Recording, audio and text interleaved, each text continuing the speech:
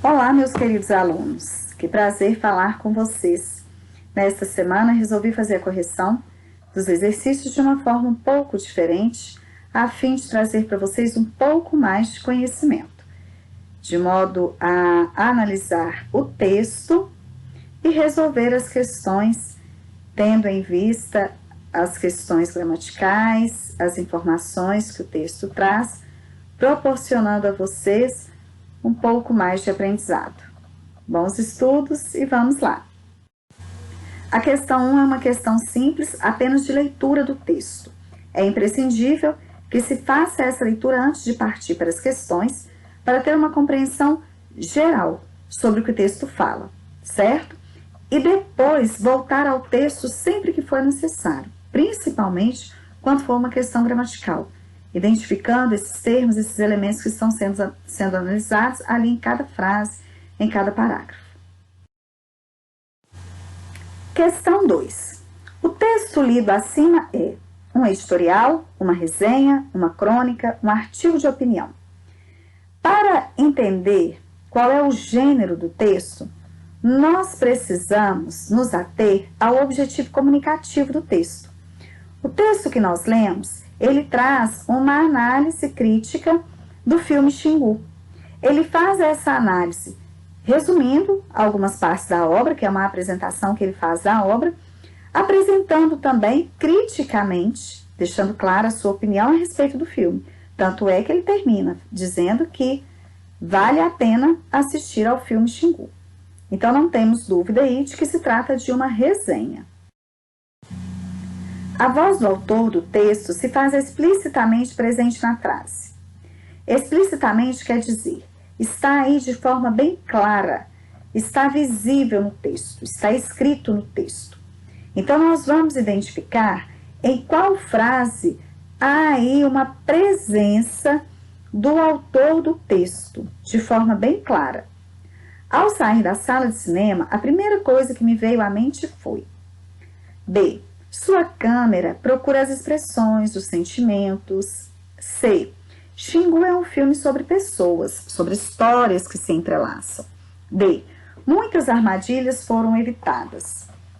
Vejam só, a única frase em que nós temos aí a presença da primeira pessoa se dirigindo diretamente, ao leitor é a letra A presença do me. A primeira coisa que me veio à mente, ele se faz presente aí diante do leitor, ele se coloca diante do leitor aí. As outras três frases, tem aí uma terceira pessoa, ou um terceiro elemento, vamos dizer assim, como assunto.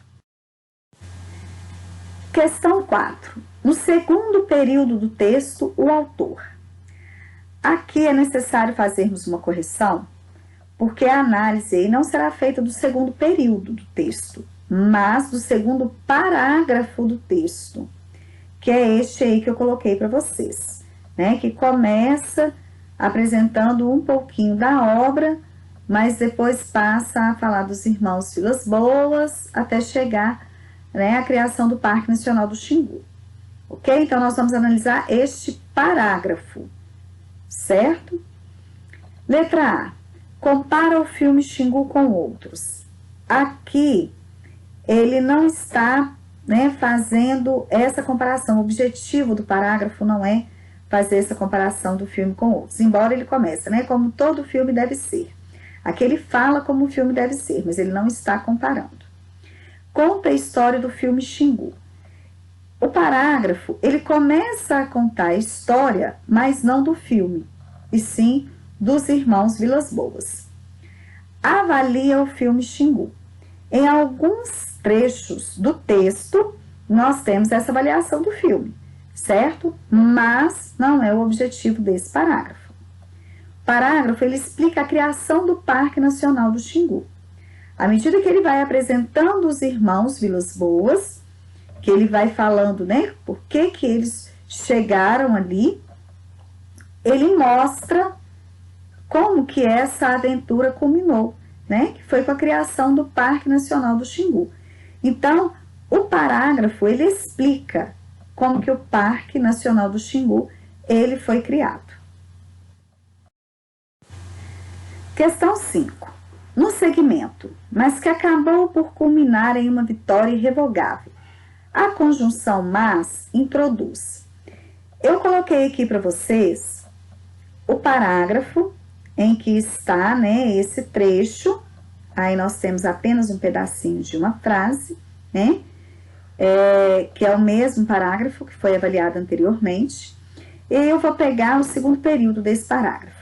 O desejo de ação e aventura, ao entrarem para a expedição de exploração do interior do país, acabou por levá-los a uma dura vida, emaranhada por intrigas políticas e abnegação em favor dos índios, mas que acabou por culminar em uma vitória irrevogável, a criação do Parque Nacional do Xingu. Então, nós vamos ver aí que esse período, ele começa a falar, né, de aventura, das dificuldades que eles viveram, e aí vem esse mas, né, mas que acabou por culminar em uma vitória irrevogável. Então, traz aí uma compensação, porque primeiro nós temos os pontos negativos, depois fala-se de vitória, né?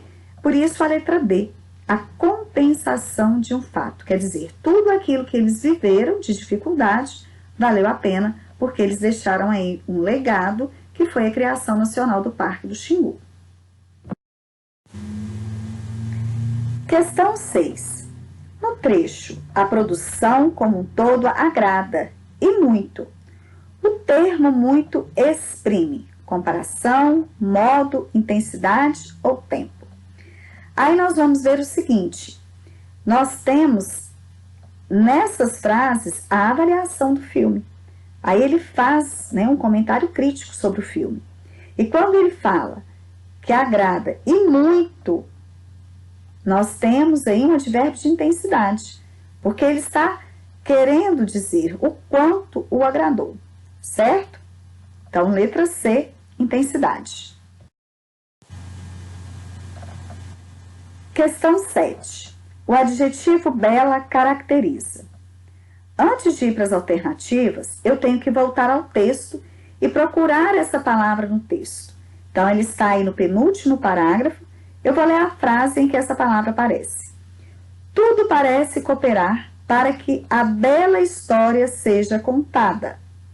Aí sim, depois de identificar a palavra e ver a relação que ela estabelece com outros termos, eu vou para as alternativas. Eu vou ver aí que a palavra bela está no trecho em que diz a bela história seja contada.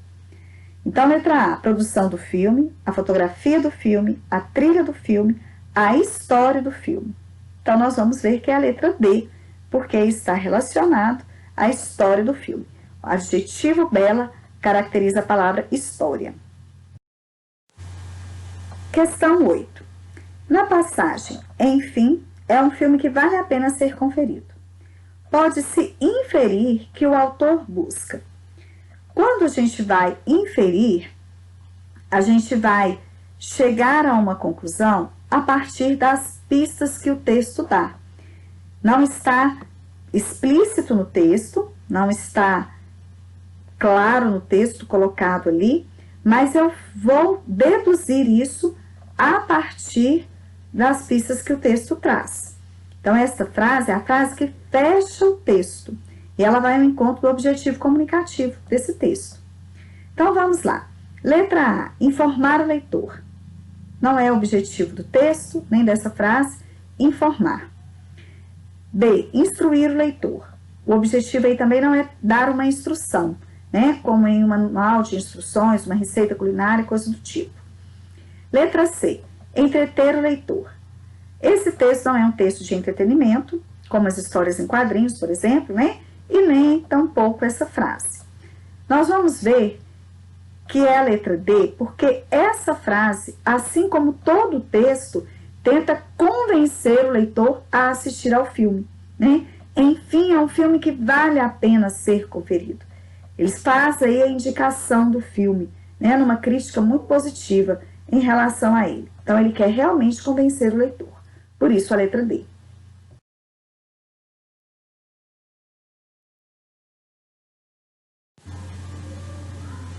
Nona e última questão.